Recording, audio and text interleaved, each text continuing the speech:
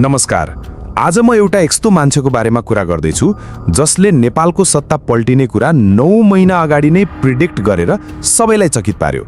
मान्छे उनलाई agent lima भन्छन्, कसैले 139 जना सिद्ध्याएको स्नाइपर भन्छन्। तर के उनी वास्तवमै त्यो हुन् जो उनले दाबी गर्छन्?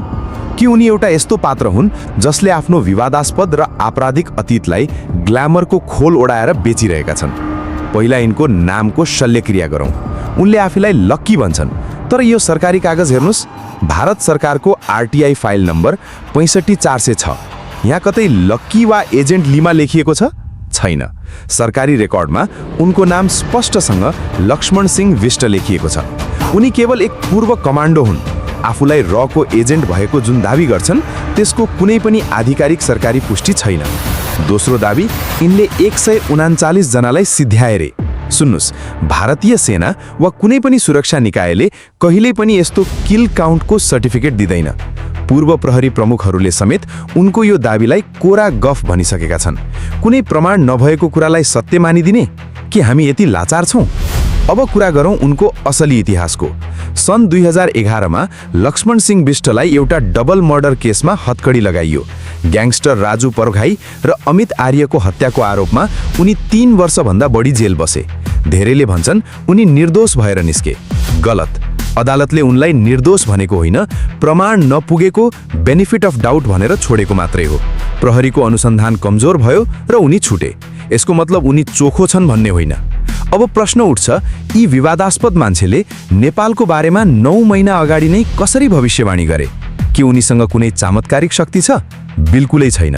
यो इन्टेलिजेन्स र सूचनाको खेल हो। एउटा मान्छे जसको पहुँच अझै पनि सुरक्षा निकायमा छ, उसले छिमेकी देशको राजनीतिमा खेल्न खोज्नु कुनै जादु होइन, यो एउटा गम्भीर षड्यन्त्रको सङ्केत हो।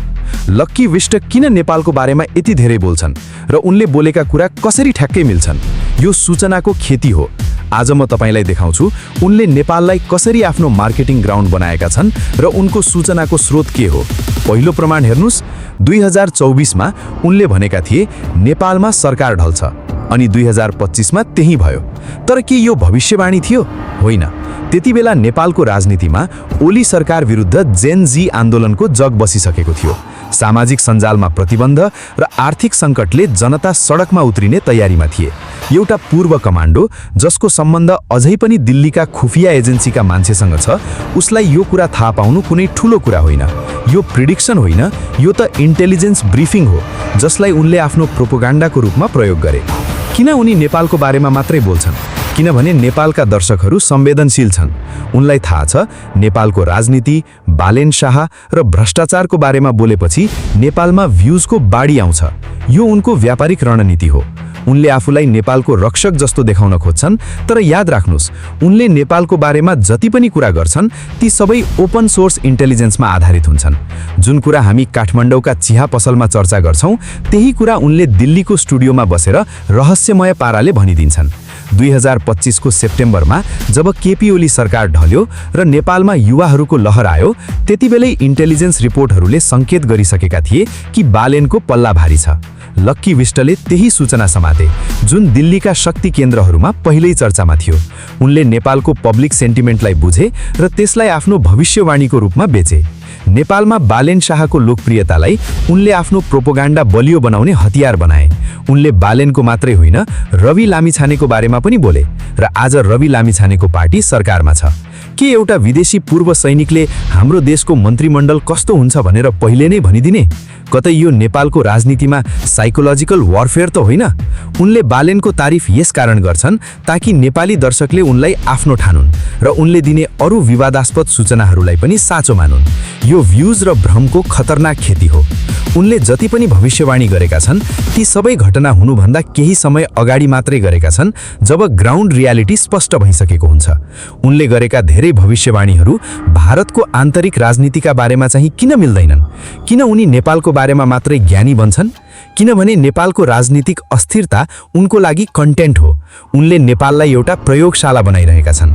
उनी यस्ता पात्र हुन् जसले सूचनालाई मसला बनाएर बेच्न सिपाल्नु छन्।